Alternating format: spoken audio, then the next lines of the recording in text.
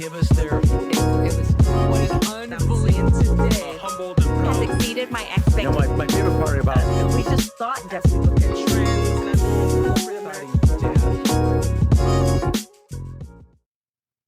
All right, so what's up, Greg? Hey, it's a Tuesday in Oklahoma. It's a Tuesday in Oklahoma. It's better than Mondays in home care for sure. Mondays are pretty brutal in the mornings. So Mondays are crazy, right? Everything happens all at once. yeah, what's crazy that's been happening to us here is we've had 29 tornadoes in the month of November, which is so odd. 29? The most ever was 12, and that's been 100 years ago. And so yesterday, and this kind of ties in a little bit about home care. So yesterday they say we had night tornadoes, and then from midnight to 10 a.m. it was a major tornado, whatever here. So they called off school at like 7:30 in the morning.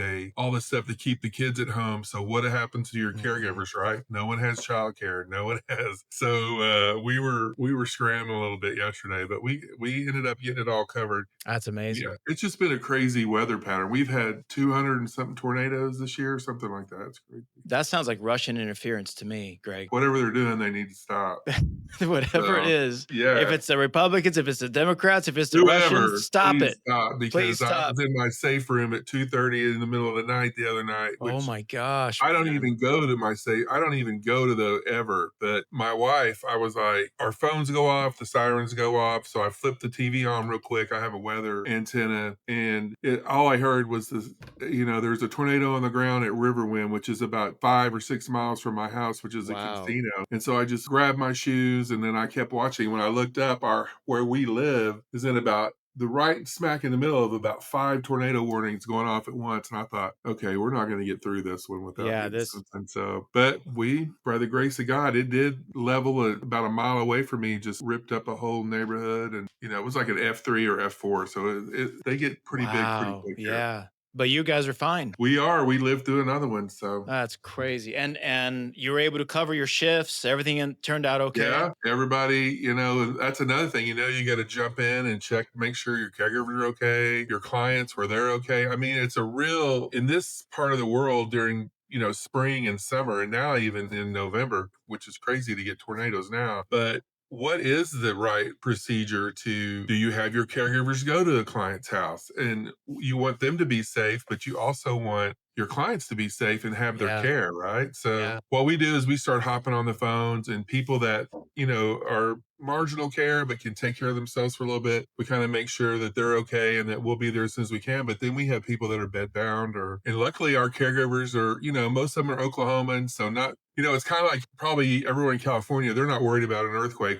We don't get too worried about tornadoes. So most people go to their shifts, but it's a balancing act for sure. Yeah, I was in North Carolina. My parents are moving to North Carolina, and so we were with a realtor, and we were driving around as that the storm came through. Yeah. But we were in the Raleigh area, and our phones are popping. We got sirens, and we're looking at this realtor going, "Do we just seek shelter?" And she goes, "No, it's fine. Don't worry about it. This happens all the time." We're like, "Really?" And we just kept driving around, and thankfully nothing happened too much there in Raleigh. But I mean, Greenville and all these other places, they're still recovering. Yeah, my wife is from Burlington, North Carolina, which is a little bit outside of Charlotte. So that's where she's from. So yeah, I mean, it's crazy. I never want to get involved in a hurricane, though. I mean, I know tornadoes are bad, but I mean, the most they're on the ground is 10, 15 minutes, and then you're the blue skies.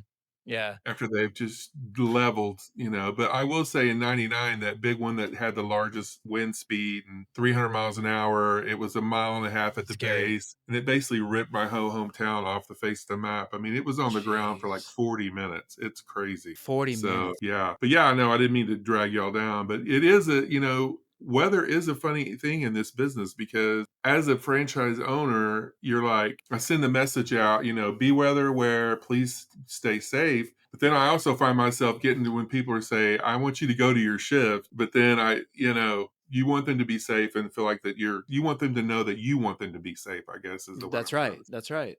Yeah. So, and nothing's above your safety or your health or But at the same time, you have a client laying there for since midnight, or whatever, and they need someone there to help them get up and get going and get cleaned up and stuff like that. So Now, it's a tough one. it's a tough one. Speaking of tornadoes, you were telling me that being on this podcast kind of brings you back to the playing days. I haven't even introduced you to anybody who's Yeah. listening to the podcast, but Are they listening now or what? oh, How they're does it work? listening. Oh yeah, Oh, we okay. we Well, are we hello. are live. Oh, I didn't know that. Sorry about Oh all that yeah. boring tornado talk. Sorry about that. No, actually, let me tell you, I this is the goal, right? When people come onto this podcast, I want them to get the real, and maybe somebody who's looking at this business goes, "Huh, I didn't even think about the weather," right? Like Yeah, it's a that's a real, real real. thing. That's a real thing. And you It got is.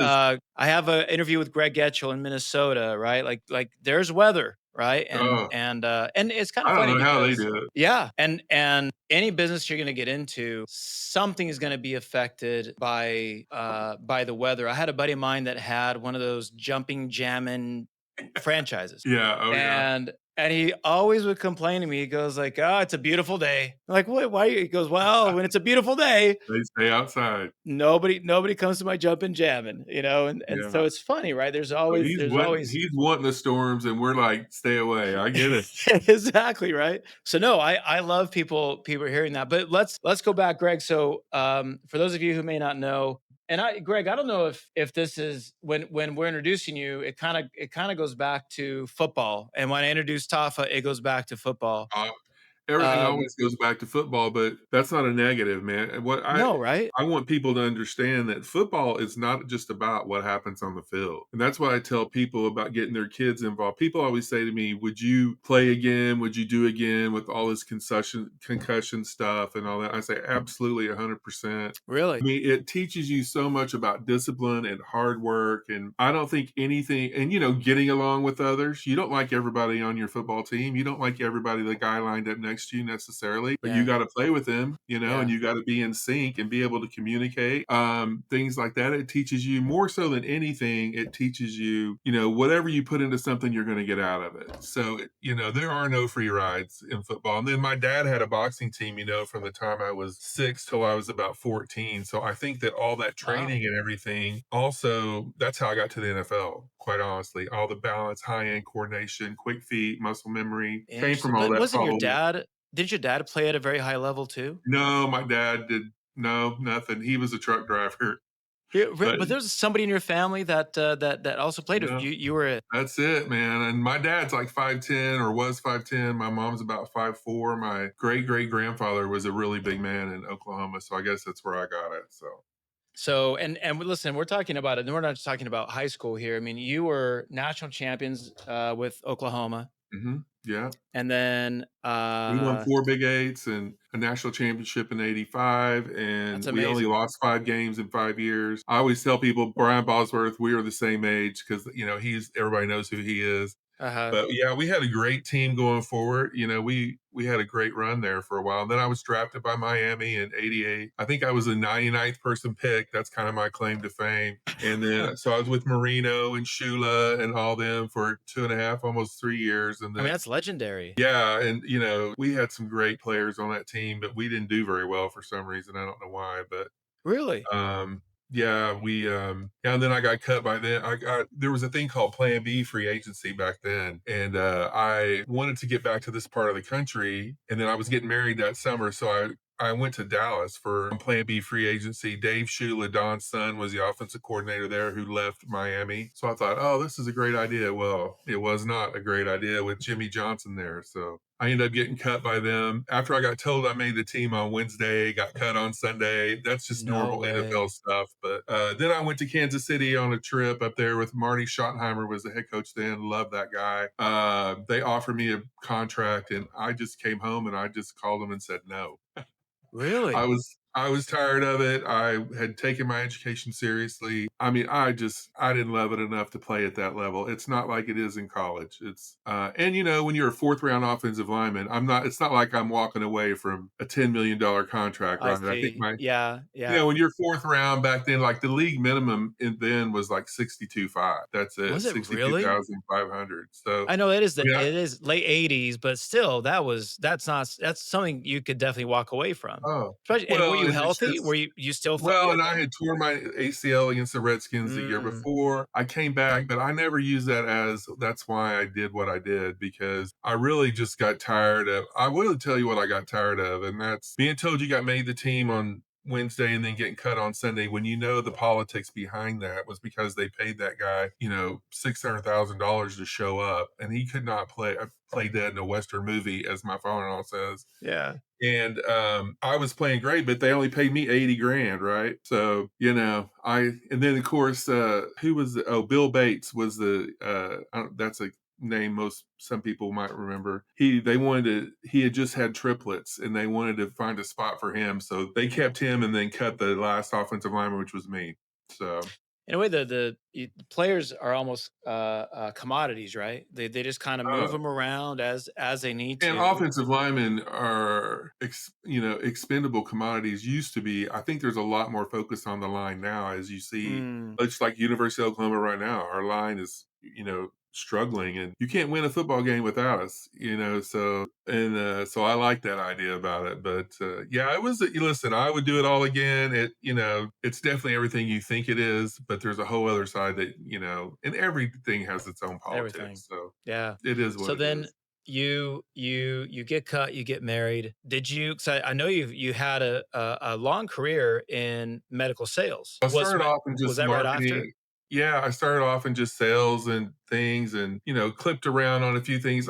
When I went to the University of Oklahoma, I always wanted to be a doctor my whole life. That's what I wanted to do. When I got to the University of Oklahoma, I'm not going to say they talked me out of it, but it was highly discouraged not to be in the pre-med because all their classes are downtown Oklahoma Oh, City and you would miss a lot of practice and I was a start and tackle and all this mess, but I could have done it so it if I was. So wanted wait, wait, to. wait. So it was kind of discouraged. Like, it was like, hey, Well, I you're don't here for know. I don't wanna put football. that I could have absolutely said, "This is what I'm doing," and be done with it, but Sure. it's kinda one of those things it's kind of a funny thing when you're 18, if you knew what you knew today, you would have just gone and done it Oh and, man, you're not kidding. Yep. but I was having a blast playing. I didn't want to jeopardize that either. So I did get an MIS degree or management information systems, which actually when I got drafted, let me change that. But I was academic all Big Eight. I mean, I took my stuff serious. When I got drafted, though, I dropped one class in it, so I ended up with a bachelor's in business administration with management. So basically, it's what I did. I got out, tried some of the oil field stuff for a little bit, Mm. not for me. But medical kind of was always my hobby. But it's a long story. I don't know how long you want to get into it. But my father-in-law was the offensive coordinator here at Oklahoma. That's how if Oh, I tell people I had to date the coach's daughter to play. to get a So spot. I met Paige at the Orange Bowl. So he left Oklahoma and went to be the head coach at Marshall. So Wow. we were still in Oklahoma messing around. I was doing some insurance, Steve Owens. I don't know if y'all Heisman No. Trophy winner from University of Okay. Oklahoma back in the 60s. He has an insurance company here. I was working for one of his subsidiaries. It was, and then that got taken over by John Alden. This is boring, but long story short, I got laid off. We picked up our family and moved to West Virginia, where Okay. Marshall is. And then Jim, we were there about 4 or 5 years, had my daughter there, doing good, hanging out. Then he got the job at Georgia. So the University of Georgia, head coach job Okay. there. So the second he left West Virginia, so did I. So Wow. I No loved way. living there, but just from a business standpoint, I was just struggling. I mean, I was selling Yeah. printing and office supplies. So I was like, Which is usually the gateway to medical sales, right? A oh, lot of guys were a lot of printing, print. office Yeah, a supplies. ton, man. Are Because you that's being brutal. That's Are you being brutal, right? facetious? Yeah. Oh, I just once he left, I started, just looking and we ended up moving to Lexington, doing some sports marketing and stuff. I was the director of marketing for a big non-apparel company. You go into Walmart or Dick's or any of these places, you see cups, lanyards, Oh, sure. NHS, Okay. NFL. So all that stuff has to be negotiated, licenses, all that. So I ran all the leagues, NFL, Major League Baseball, all that, Mm. their marketing program. We did motorsports, all the drivers, if a Wow. Dale Earnhardt shaved his mustache, everything had to be remade. So Interesting. it's crazy stuff. But having said that, that's when I decided, look, I just was like, I need to get back and I want to do something I want to do for the rest of my life. And so it was medical. So I said, I'm going to start looking around. So I got a crazy, interesting story if you want me to keep. I'd love to. It's a Yeah. long story. Yeah. So, back in the day, you used to use the newspaper, that's how we found jobs. You looked in the newspaper That's and then right. Yeah. you sent a resume in. People that are young or under 40 probably don't even realize that, but Yeah. so I answered the smallest ad you've ever seen, and it was B tire, whatever. It was for a medical device sale or spine implants, is what it was. And so when the guy called me to set up, he did a phone interview with me, and his And name was this Brian is your Tire. mid-20s, your I was late 20s? 35. No, I 35. was Oh, wow, 35. no way. So you did Yeah. the marketing job for a while. For a while, yeah, I was Did you just like it? bouncing around. It's kinda like what you do, you bounce here, you're doing it, you do okay and you like it, but there's more money over here, right? So, Yeah. Yeah. you got this young family and we're trying to just make more money, and what you ended up doing is making somebody else a lot of money. A lot. And Yeah, so that's right. Yeah. that's what I said to my wife. I'm just tired of making this. The end of it all was when he decided he wasn't gonna give anybody a bonus. And I was like, no, I'm out. and so came home and I was like, look, I want to straight commission sales where it's all just about me. I want to do that. I want to get into the medical part of it. And so I started looking around and then I sent this Mhm. email and the guy calls me on the phone and he does this long interview, talking to me about medical and all that stuff. I'm doing pretty good. And at the end, he says, I see you played for the University of Oklahoma. And I said, yeah. And he said, do you know Paul Miliazzo? And I was like, yeah, that's one of my best friends. He said, well, I was in Paul's wedding. And I said, do you have red hair? And he said, yeah. I mean, this is like 13 years after we played. No I way. said, do you have red hair? And he said, yes. And I say, oh my gosh, I said, I know who you are. I sat by you. So when we played the University of Nebraska, it was always for the Big 8 championship, right? So it was always a big deal. Yeah. And so somehow somebody messed up and we were up in Nebraska. All teams go to a movie Friday night before the Saturday, and Okay. we ended up in the same movie theater as them, like the same movie, same theater. So we're all sitting there the night before we're playing, and he The played for the both teams University of that both teams are in the both same teams. movie It could theater. have gotten very That's hairy. kinda cool. It is cool, and then he had come up and sat next to Paul, and I was sitting there. He had played for the University of Nebraska, this kid. So, they both went to Rockhurst High School in Kansas Okay. City there. So, that's how I met the guy. He worked for No Medtronic or way. Software Danic, which got bought by Medtronic. It was in Lexington, and he is the one who told me he wanted to hire me and do all this. I mean, I would get into medical sales, but he just said to me, "Look, this is an assistant job. It's way under your pay grade. You're not going to be an assistant for long." He's the one who said to me, "I don't understand why you don't go to Oklahoma and do this job, this medical sales job." Oh. He's like, these orthopedic spine surgeons and that's all they want to talk about is sports. I mean, he goes, Oh, you'll yeah, you're the perfect guy for it, so I packed absolutely. up my wife and everybody, and we moved to Oklahoma like the Beverly Hillbillies. But No way. and that was in 2000, 2001, and we killed it. I got started, got taken over a little territory in downtown Oklahoma City and everything, and was given a little bit of business. Started in Tulsa, then moved to Oklahoma City, and then Mhm. just I loved it. I loved everything about it. Just it's high end sales. It's very, I don't know what the word is. It's a driven, very competitive, Mhm. which I like too, but it is And very straight much commission. commission, right? I mean, if there was a No base, there's bo almost nothing, right? It's no just bonus, no you just commission, no yeah. salary, no nothing, Yep. no expense accounts, and, it's just but they're paying you 12.5% of every dollar you make, plus 20% on any human tissue you use, any of That those can be pretty products, big, right? so it gets big quick. So, Yeah. these spine surgeries, so that's the greatest thing about selling something. I mean, if you're good in sales and you wanna do sales, do you wanna sell a $2 shot glass, or do you wanna sell a $5,000, That's right. spine case? That's So right. Yeah. and my whole thing is just I'm a relationship guy. Like I can't do that's why I didn't do very good. And like I couldn't sell like a copier or something. People that can do that, I have the utmost respect for Sure. like car Yeah. salesmen, It's copier amazing. people. Yeah. They hunt, kill it, drag it in, boom, they start next the next day. I'm all about coming in, having some fun, getting a relationship going, and then guilting the hell out of them when they don't use your stuff. That's kinda what Yeah. I'm all about, Yeah. so and I like the idea that when you're sitting here, and I've got doctors in Lawton, Oklahoma that are using your stuff, you're making money, so but it is highly competitive and it is very relationship driven, so, I did So that for you about 15 years for Synthes, which was a big company. yeah. They bought us, they sold us to Johnson& and Johnson, bought us out. I really didn't wanna work for DePuy, which was a subsidiary of theirs. So I basically just started my own distributorship, took 4 or Mhm. 5 doctors with me, set out a year for a year non-compete while they used my stuff, and then I came back, and then I started that in 2013. So then what happens is those 3 or 4 doctors start getting old, right? So, that was, 10 years ago. So now they're 65, 67, 68, 170, and you start thinking to yourself, I mean, you are straight commission. So it's like they could call up tomorrow and say, "Hey, this is it. I'm done." Totally. And then there's your income stream is gone, right? So Yeah. that's how I started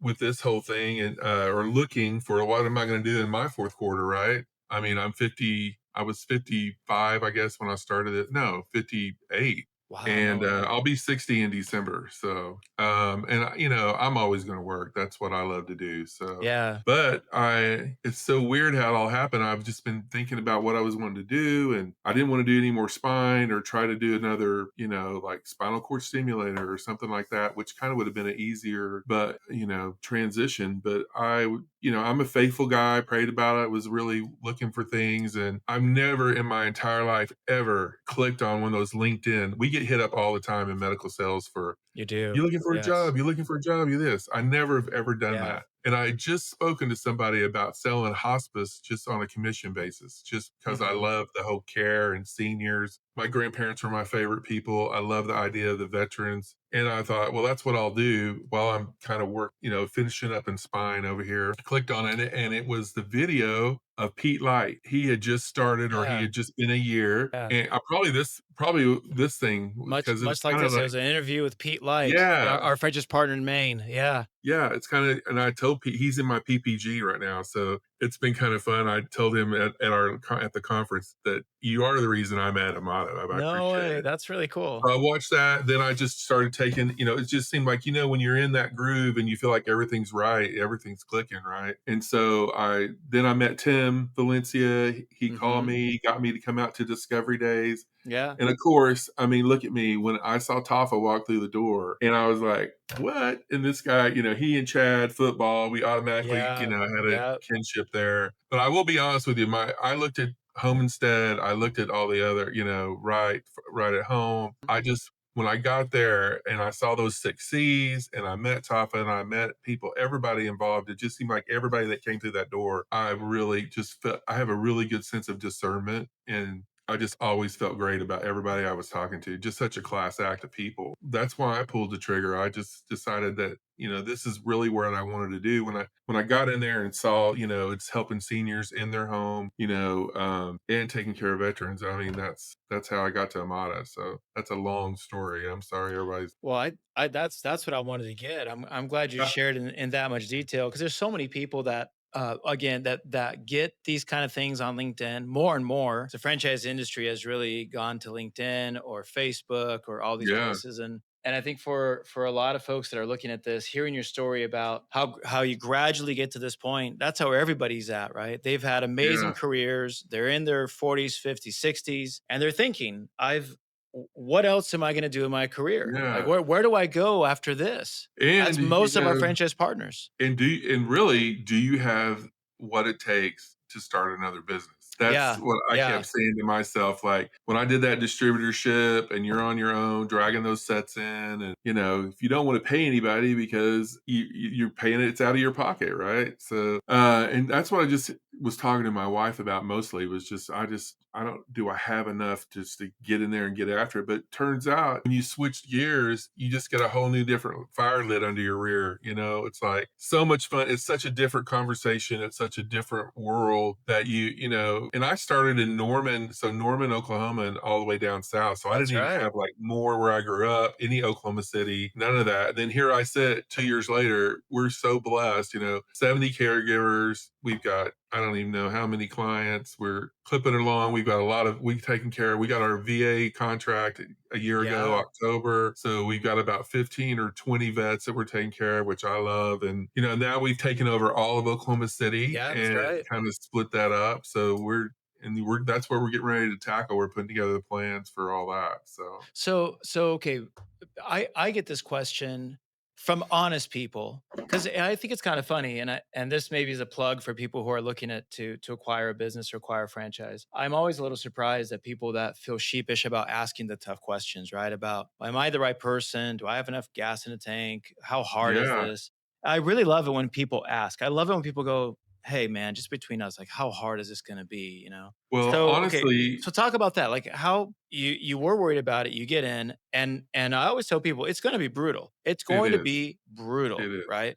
But I will say Amada never pulls that punch either. So you don't go into it thinking that it's any worse, any better than what it is because they give you a very good listen, you are going to be dealing with caregiver drama every day Yeah. of your life. Yeah. You know, that is the biggest rub of this business. So say like for spine implants or a spine rep or your biggest rub is trying to get access to that surgeon, trying to get in front of him, all that. In this world, it's trying to get these caregivers to show up, enough caregivers, all that. But yeah, I mean, that's important. And I'll be honest with you too. I was thinking, do I have enough gas in the tank? And then do I have the resources? Do I want to take my retirement and put it here? And, because I mean, you can lose it just like you could lose anything It's a big else, risk. right? Yeah. Yeah. And, so that's another thing, and I just told my wife but I will say this, that I would rather bank on myself or bet on myself than I would any industry or anything like that because I know Yeah. I can control me.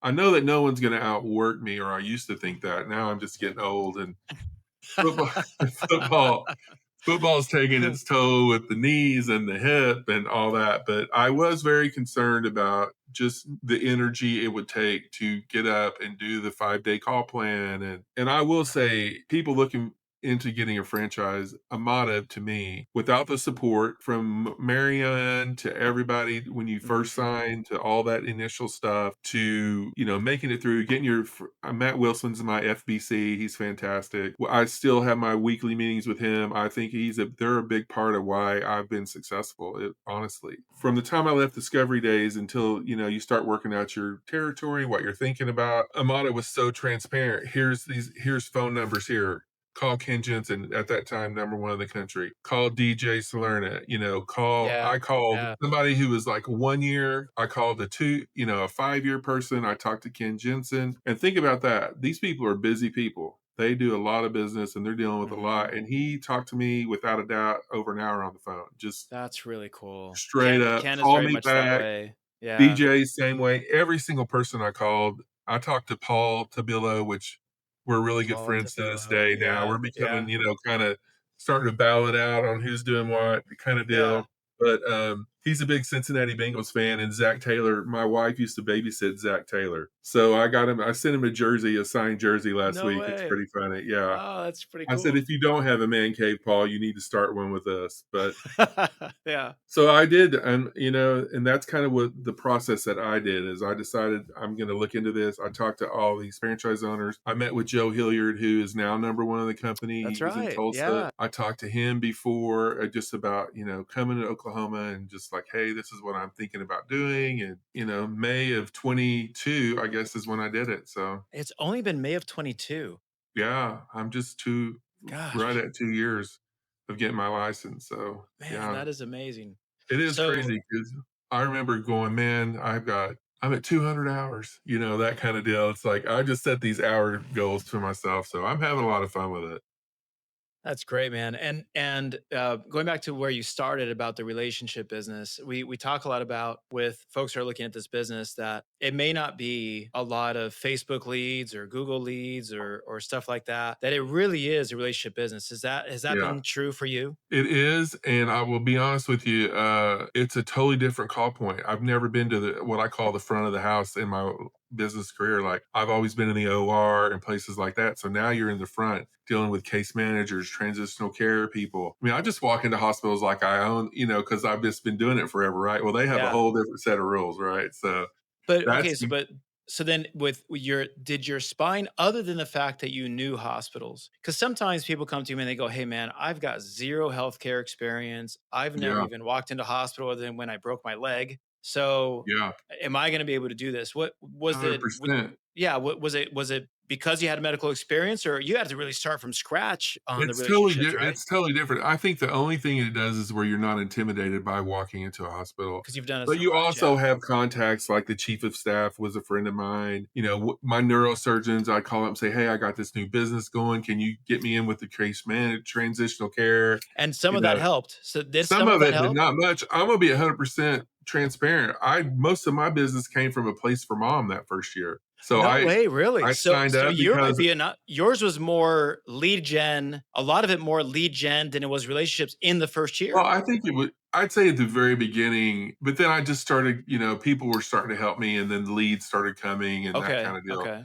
But yeah, because of Amada's deal with that too, I mean, why would you not take advantage of those? Absolutely, absolutely. And I was doing pretty good with them, so I kept doing it. But until you get out there and get going, like you got to get so many Google ads and things like that. But a lot of our stuff now is just generated word of mouth and just, have been out there, pounding the pavement. I So mean, then for your business this year, for example, would you say what percentage was lead and for those of you who don't know, Place for Mom is a massive company that gets a lot of leads online, and they're not a franchise. They're not really, I don't see them even as a competitor, I guess. They do uh-uh. placements. Well, In the I placement don't think side, they're a maybe. competitor at all. Yeah. Yeah, They're a big.com. And so we have a great relationship with them where they will send out leads to us for folks who are looking for home care. And so that's what we call our digital and lead gen. And then you have the yeah. relationship. So Mhm. for your business And then this that year, call rail stuff, those digital strikes, that helps a lot too that from your helps a lot too. website But and things like that. But how much of your business do you think now is generated by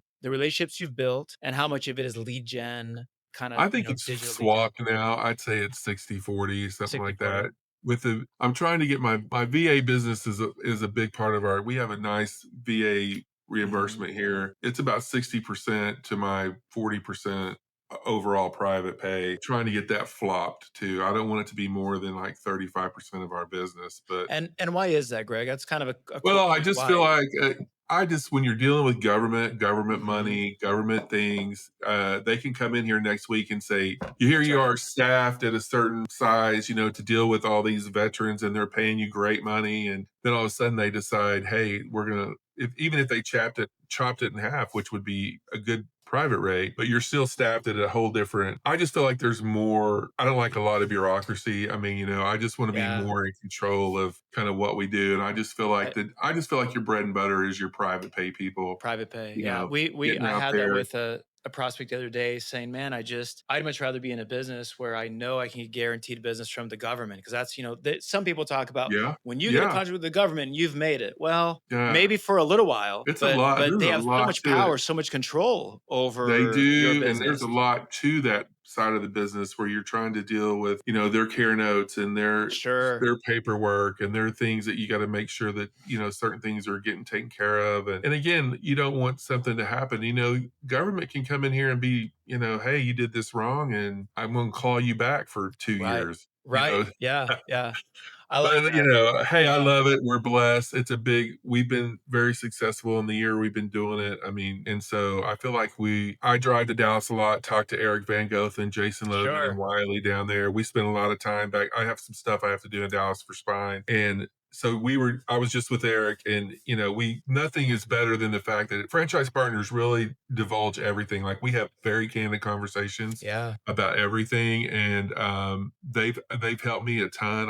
I steal a lot of their stuff, and then the other day, I mean, I felt like I was helping Eric a little bit on some of the things that, from a VA standpoint, because they're going pretty good, but I've been doing quite a bit since we started it. So I think that's a huge value of our network. I don't know that I've been in franchising a long time. I don't know that I've seen a network like this. It's not something I can't we can't take credit for it, but well, and just something the happens too when you're face to face with other franchise owners too. yeah. It's even different than a Zoom call. Like that PPG that I got involved with at Toff, and them Mhm. were like, "You need to get in a PPG." So I've been in it a year now. I And mean, PPG, that for those of you who don't know, it's that what is peer that? performance peer performance group. And so that's So it's a group of they put groups of franchise owners together that some have been doing it 5 years, some have been doing it 10, 2, 1, and you're in a group and you agree to share your numbers, you agree to be fully transparent. It's all confidential between your group. But I have learned so much, gotten so much. Greg Koopman runs mine and he is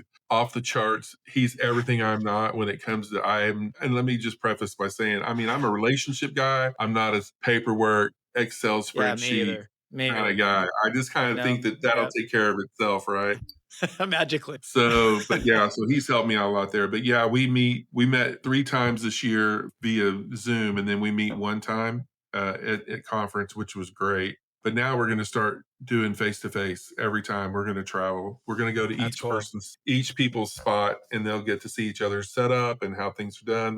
That's key too. So I would say if you got people, I guess this is for people wanting to get into the franchise business. Is that kind of what this podcast is? I Or think most of the people who are gonna listen are exactly that, yes. I would just say, one thing I think people do for me, it's been in the recipe that you guys have built. Like, it's kind of like, why would you build a McDonald's and then try to do a different kind of burger? You know what I mean? Like, Mhm. that's what you're buying from Amada is just that you guys have the plan down. And if you follow that plan and they just walk you through it. So I never felt like I was out on an island at all. Like, starting with Marianne and Nina and that whole group and working with you to get your license. How do you get your license? How do you apply for it? And that's different in every state. And then Yeah. once you get started, then you get handed off to a franchise business coach or FBC, which is Matt. He's probably dreading that day because I wear him out pretty good. But I just feel like, I mean, I talked to one of my good friends. Well, my brother-in-law's good friend has a home instead up in Tulsa, Oh, and wow. No so way. I've have a totally different experience than he did. So Really? yeah, it's kinda crazy. I mean, I'm like, "Dude, no, man, I call up and they help me out, they do that," it's crazy. So, it's been Wow. interesting too to talk to him from a different franchise to get his take That on is some really things. interesting. Yeah. So, And and listen, then full disclosure, we're always very generous about, we have great yeah. competitors out there. There's Oh, good yeah. companies. It's not any kind of rival thing Yeah. whatsoever, nothing against them, and I'm not saying that they did anything wrong, I'm just saying it's different, Did different like experience. Just a and, different experience. and just like Right at Home, I know some people who owned a couple of Right at Homes too in Oklahoma City. So it's been fun competition. You get out there with people and you run into people you see, and I love that Yeah. part of it. Well, Greg, I've kept you for 46 I minutes. know, and I wasted 20 of that minutes on my whole life in Kentucky, probably. So I thought that was great, man. okay, I think it just shows the realness of it all. I love getting this content and having people listen. You know what's funny is more and more because we put this on our franchise page, right? Almost everybody that comes in says, "Man, it was really they with their driving, if they're at home, they just put this on and they listen to it, and yeah, it's a great way for them to what we touched on today, weather. We touched on how hard it is. We touched on the time that it takes, relationships, the online leads, your background. I yeah, mean, that's when somebody is thinking about think about where you were at, right? When you're thinking about making this kind of investment, this kind yeah. of a risk, you just want it straight. Just give it to me straight. Don't try to That's it. sell me on it. Just tell me exactly what this is going to be And like, and just that's like what you you got say, today. listen, it's not easy, but it's Hmm. also worth every minute of it. When you read the reviews and you have people call you and say, "Thank you so much." I mean, at the end, we do some end of life stuff, obviously, and Yeah, it allows people just to be with their family and not being taking care of their hygiene and things. I mean, that's what you want. That's what I want to do for people. I want them to be able to be fathers, daughters, sons, brothers, whatever, instead of coming in after an 8-hour day, 10-hour day yeah, and going to see your mother and then having to do her laundry and do this and do that. And then you don't get 20 minutes to even sit and talk to your mom. And so, more so than anything, that's why. And another thing, that's why I do it. And another thing that was concerning to me, if I don't want to drag this out, but, private pay is daunting because sure. everybody wants to know, does insurance cover it, right? That's the first thing they say. Take the long-term care insurance out of it. Toff would be mad at me for saying that. I don't mean out of it because I'm focusing on it, I promise. Yeah, But yeah, yeah, yeah. what I mean is when you walk into people's homes and you know, you talk about, they want it, right? They want 12 hours a day Of course. until Absolutely. they hear that it's, you know, whatever, how much it is, right? And then they say, well, how much does insurance pay for that? And then you're like, well, insurance doesn't cover our segment. But I will say that has not even really been that big of an issue. And that scared me a lot, because I thought, when you start looking at median incomes, that, and all this is provided to you by Amada, like, Yeah. this is Yeah. what it is, Like the man, straight territory up. medium income. And Yeah, yeah, this is median income, this is discretionary income, this is your territory. And you start thinking about $60,000, and then you start talking, you know, $32 an hour, and you start thinking, how are they going adds to up pay for this? fast. But I will say, when you get into a home, we do 12-hour minimums here. So Uh-huh. I have a 12-hour minimum a week with a 4-hour shift minimum. Once you get in that home, they see the value. So I would just say to people out there, do not fret about that. You will, it is a concern, but once you get in their home and the value that your caregiver gives to this family and what they see, you know, when they do come in from that 8-hour day, and the last thing they want to do, they realize the caregiver's been there, done the laundry, had the meals going, taking care of mom. She's dressed, she's showered, she's bathed. I mean, it's priceless. So that's what I would say to people. Those things scare me. Did I have enough energy to do it? Will people pay Can for people it? pay for this? Yeah. Yeah. Because And at they the end of the do. day, right, we're all trying to make some money, right? That's right. That's right. And especially with retirement funds, so you definitely want to get that back. But that was it. And I will be honest. I mean, I believe that you can't go wrong with Amada just because of the support. I appreciate that, Greg. Yeah. Well, guys, thank you so much for joining us today. Greg, thank you for your time, Thank man. you. Hope I didn't bore I can't everybody to thank you death. enough. But and people have anybody, you know, perspective, if they want to give me a shout, I would love to pay that forward. I know Ken Jensen and all those Oh man, thank everybody, you. Yeah. DJ, you know, Paul, everybody were so nice to me. And even at conference too, it's just like, it's just an open book. It's a lot. It's a great fraternity to be in. I'll be honest with you. All All right, right. everybody. Thank you for joining Thank us. you It's guys. been an interview with Greg Johnson. And if you have any more questions about Amada Senior Care, just you know where to find us. Go to amadaseniorcare.com or go to your email. You probably have an email from Tim or from That's Bobby or right. from Steve or Oh, yeah. somebody. Oh, And you yeah. can always reach out to us and find us. Greg, thank you so Well, much for your thank time. you. Boomer Sooner. All right. See y'all later.